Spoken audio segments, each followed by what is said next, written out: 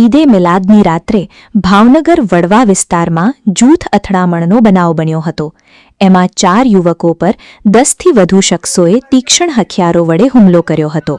જૂથ અથડામણમાં 4 લોકોને ગંભીર ઈજાગ્રસ્ત થતાં તાત્કાલિક ભાવનગર સરટી હોસ્પિટલમાં ખસેડવામાં આવ્યા હતા અને એક 4-વ્હીલ કારને પણ તોડફોડ કરવામાં આવી.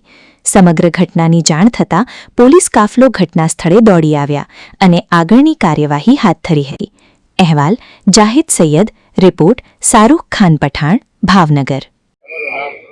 મોસીન કાજી સાંડિયાવાડમાં હું આમ અત્યારે નવી વરાવાડમાં કાંઈ નહીં, અમે ઘરે જતા હતા.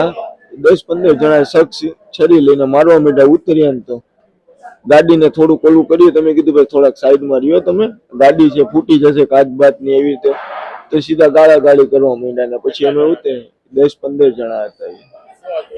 છરી